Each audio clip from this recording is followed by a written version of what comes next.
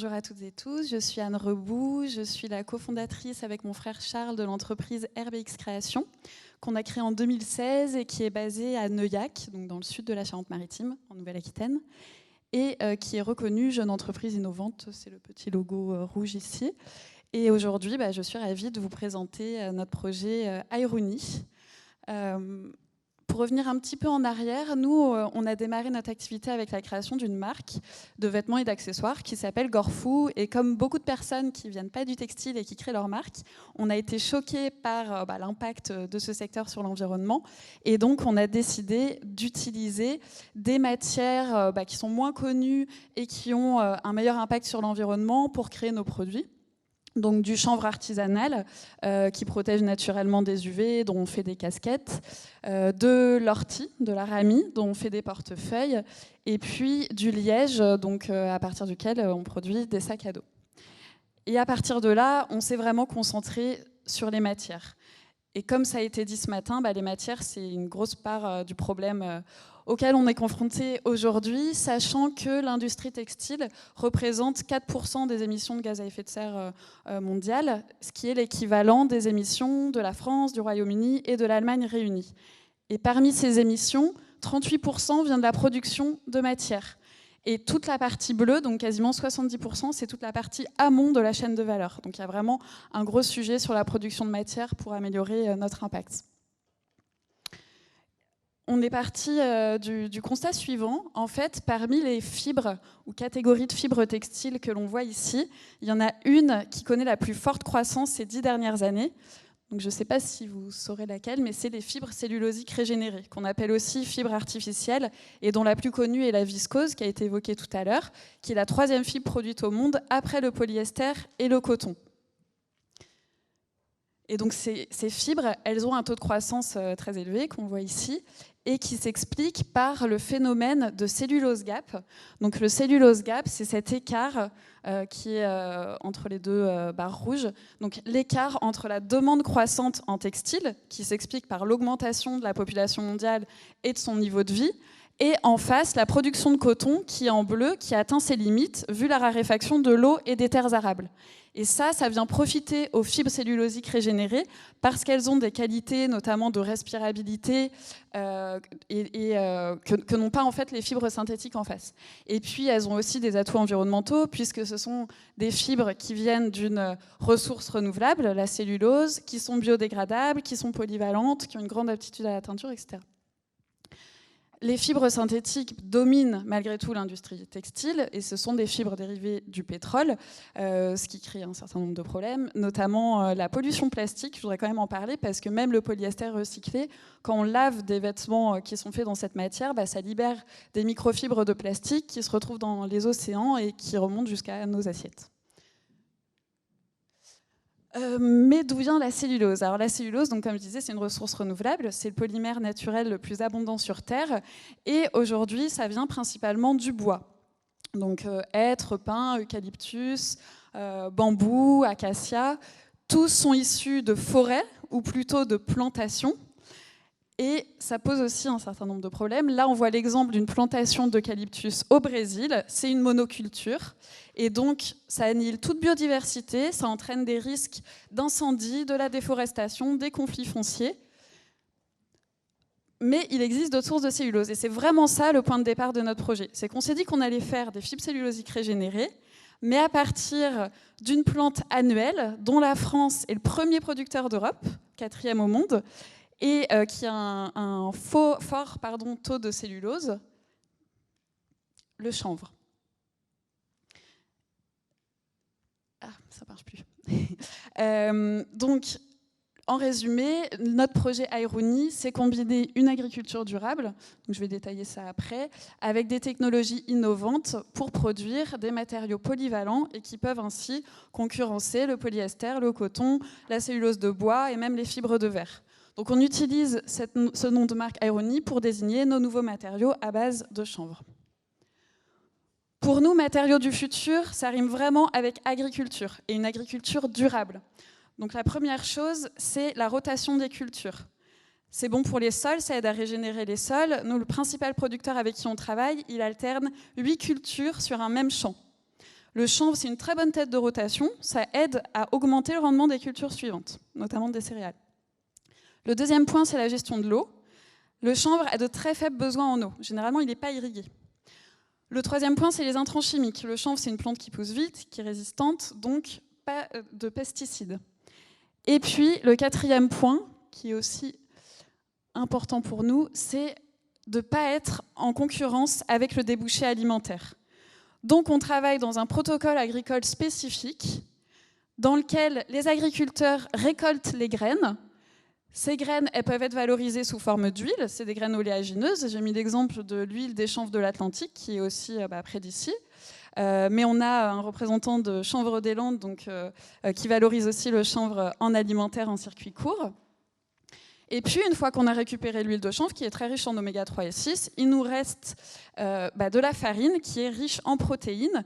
Et donc, ces valorisations des graines de chanvre répondent aux besoins d'une alimentation locale, saine, végétarienne. Et il y a également un intérêt croissant du secteur cosmétique pour l'huile de chanvre. Le Body Shop, ça fait longtemps qu'ils sont positionnés là-dessus et qu'ils utilisent de l'huile de producteurs français pour leur gamme à base de chanvre. Dernier point sur l'agriculture, vu le contexte actuel de changement climatique, c'est une culture qui est vraiment pertinente pour les agriculteurs. Donc nous, on vient, comme je disais, de Neuillac, d'une région viticole et rurale, où les agriculteurs se posent vraiment des questions. Ils commencent à voir concrètement les impacts du réchauffement climatique. Et donc le chanvre, ça en interpelle déjà plusieurs qui se disent c'est une culture qui a de nombreux atouts aujourd'hui, vu le contexte actuel. Une fois que l'agriculteur a moissonné les graines, nous récupérons les tiges, 4 à 6 tonnes par hectare, donc des coproduits de l'alimentation, et nous avons développé un procédé pour en extraire la cellulose avec une demande de brevet en cours. Une fois qu'on a une cellulose de qualité, c'est une matière première polyvalente dont on peut faire plein de produits. Et nous avons testé la transformation en filament, donc ce que j'ai ici, en fibres courtes, donc plus type coton, et puis également nous avons produit une membrane du type bioplastique. Et pour ce qui est des filaments, on a étudié l'utilisation en composite, parce qu'il y a un intérêt aussi dans ce secteur. Pour cette partie de conversion de la cellulose en fibre textile, nous avons gagné il y a quelques mois un partenariat avec, un appel à projet européen, pour un partenariat avec le DITF, qui est le plus grand centre de recherche textile d'Europe, qui est basé en Allemagne, et qui a développé un procédé alternatif à la viscose ou au lyocell, un procédé de nouvelle génération, en boucle fermée à base de liquide ionique. On obtient ainsi des fibres textiles qui sont polyvalentes, qui ont des propriétés techniques qui sont similaires à ce qu'on peut obtenir avec de la cellulose de bois et qui sont adaptées aux outils de transformation en aval les plus répandus. Pour la filature ou le moulinage, puis pour le tissage ou le tricotage, jusqu'à divers produits finis, et on a réalisé un premier prototype de vêtements Irony. Notre ambition, c'est d'industrialiser. On n'est pas là pour faire de la R&D ad vitam aeternam. Donc, on veut mettre en place une unité de production où on transforme le chanvre en fibre Irony pour mettre à disposition derrière de différents industriels sur la partie aval et vraiment contribuer à faire du Made in France, mais de bout en bout. Ou Made in Europe, d'ailleurs. Donc augmenter la résilience en encourageant cette agriculture du chanvre, parce que il faut qu'il y ait des débouchés en face pour que les agriculteurs vraiment introduisent le chanvre dans leur culture. Et puis en aval, augmenter la résilience en ayant un approvisionnement local et écologique pour fabriquer des vêtements, des sous-vêtements, des vêtements sportifs, tout ce qui est non tissé, et même donc, des composites, donc planches de surf, pales d'éoliennes, coques de bateau, etc. Améliorer l'impact écologique, on fait en ce moment une analyse de cycle de vie de nos fibres Irony, et si on parle plus particulièrement de l'impact carbone, la solution Irony génère deux choses. D'une part, des émissions évitées quand on remplace une tonne de la solution business as usual, donc par exemple le polyester, par une tonne de fibres Irony, ou quand on privilégie dans l'alimentation les graines de chanvre. Et d'autre part, des émissions négatives, parce que le chanvre capte du carbone pour sa croissance, et que ça va rester bloqué ensuite dans la cellulose, dans ces polymères. Et donc, y a un effet positif d'encourager cette agriculture par rapport à l'impact carbone. Ça ne marche plus.